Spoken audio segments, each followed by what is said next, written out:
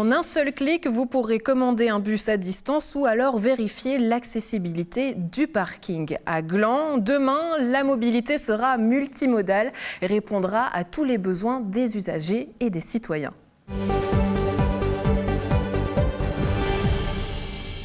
Quels sont les enjeux pour la mobilité et les énergies dans une Smart City? C'est la question à laquelle on répond avec notre expert Mathieu Chenal. Avec nous également sur le plateau, Christelle Gironi-Deguerre. Bonjour, vous êtes municipal en charge des Dicastères infrastructures et environnement. Mathieu Chenal, en quelques mots, mobilité et énergie, est-ce que c'est vraiment un enjeu compliqué?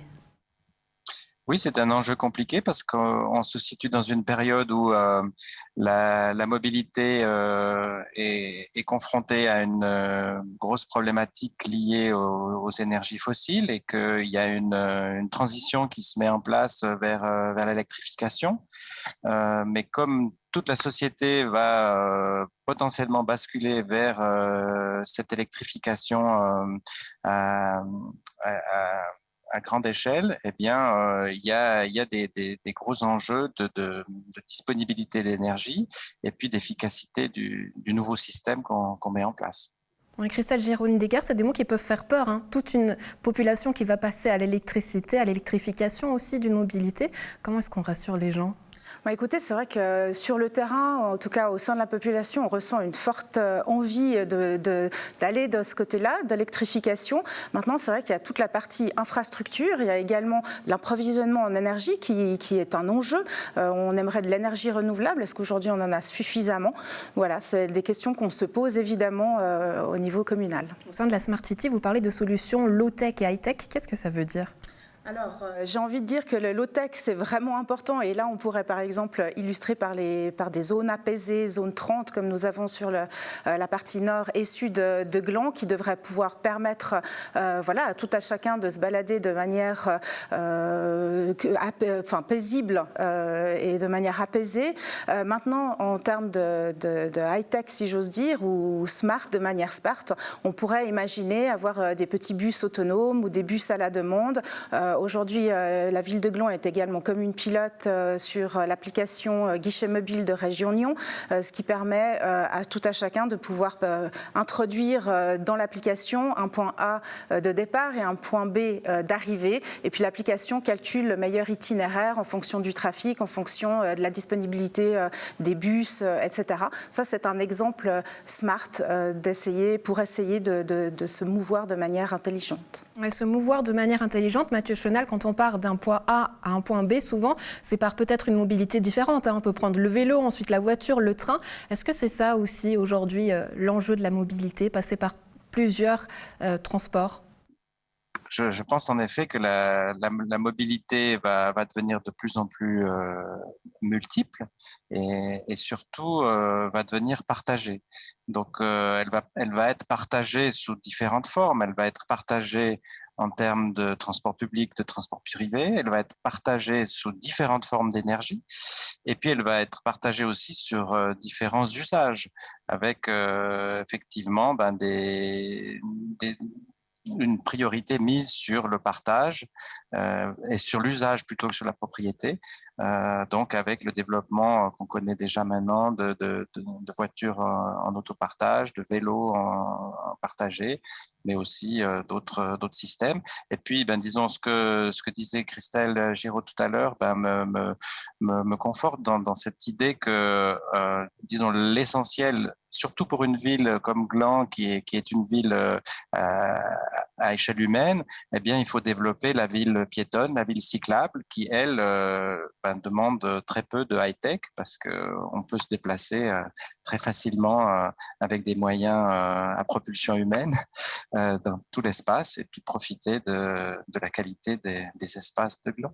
Oui, justement, on peut se poser la question aussi de ce fameux bus à la demande dont vous avez parlé, Christelle Gironi-Deguerre. Si tout le monde se met à appeler un bus, c'est quand même compliqué.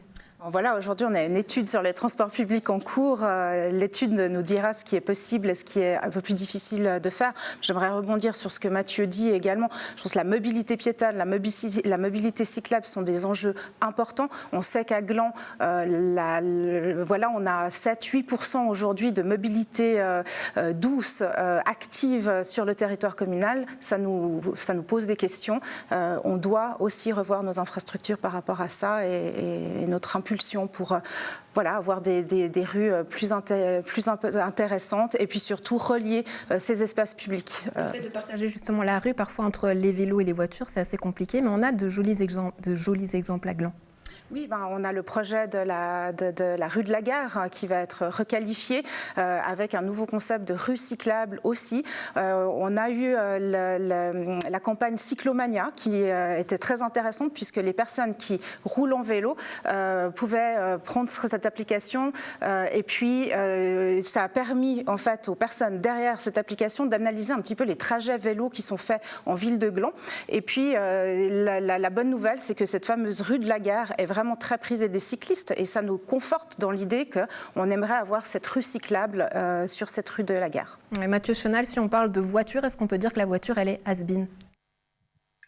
Elle a certainement encore un avenir, mais disons qu'elle est peut-être has-been en termes de tout à la voiture. C'est ça finalement sur lequel il faut être attentif et puis militer, c'est d'abandonner cette monoculture de la voiture et puis je dirais surtout en ville où on peut au mieux s'en passer, c'est de regagner l'espace de vie qui a été consacré depuis bientôt un siècle aux infrastructures routières. Et c'est sûr qu'en réduisant la vitesse, en mettant en avant la sécurité et les déplacements à pied et à vélo, eh bien on peut regagner de l'espace public pour la vie apaisée. Et puis là, il y a aussi toute une réflexion et une démarche, je dirais, volontariste de la part de la commune à mener sur la problématique du stationnement. Tout ça pour avoir une mobilité, une énergie aussi durable et appropriée à son environnement. Christelle Gironet-Deguerre, Mathieu Chenal, merci beaucoup. Merci.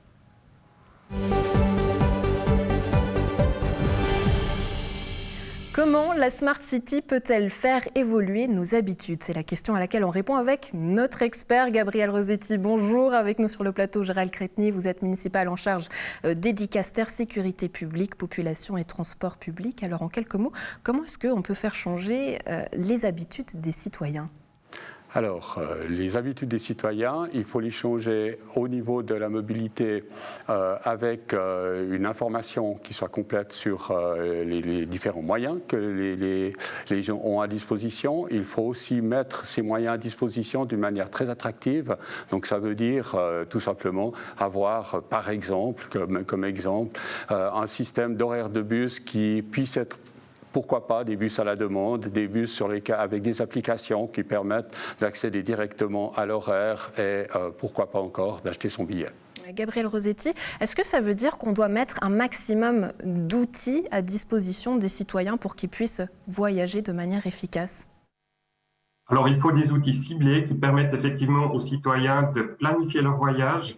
Il ne s'agit plus d'opposer à l'heure actuelle la voiture au transport public, mais il s'agit de les combiner et de combiner de manière intelligente ces différents moyens de transport également dans le sens d'un moyen de transport économique et en vue de la décarbonation des transports. Gérald Créteny, ça passe par quoi avoir plusieurs moyens de transport? C'est qu'on a des bus, des vélos, des voitures et tout ça c'est mis à disposition par la ville?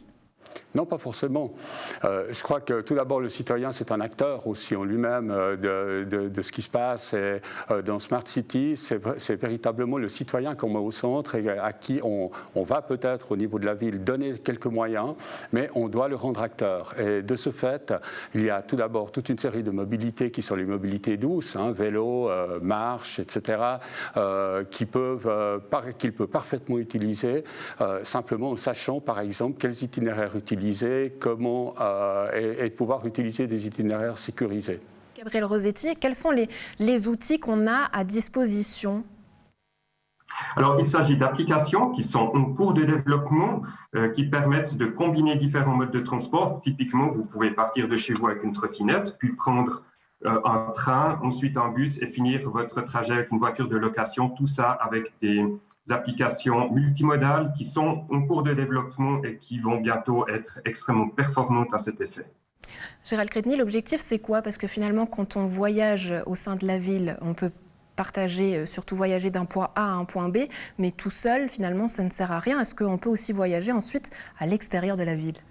Alors bien sûr, il faut que tous ces moyens permettent d'aller vers l'extérieur, mais on prend un exemple tout simple. Le fait de devoir aller sur Genève ou Lausanne, comme beaucoup d'ailleurs de personnes doivent le faire pour travailler, fait qu'il faut trouver les moyens de pouvoir se rendre à la gare d'une manière efficace, de pouvoir peut-être pour certains parquer leur voiture dans un endroit qui ne soit pas encombré et qui n'encombre pas ensuite la circulation, pour ensuite utiliser le train qui va leur permettre d'aller le plus proche possible de leur lieu de travail. Donc c'est cette combinaison, effectivement, des moyens de transport qui permet d'arriver à ce résultat. Combiner les moyens de transport pour arriver à bon port. Messieurs, merci beaucoup d'avoir été avec nous.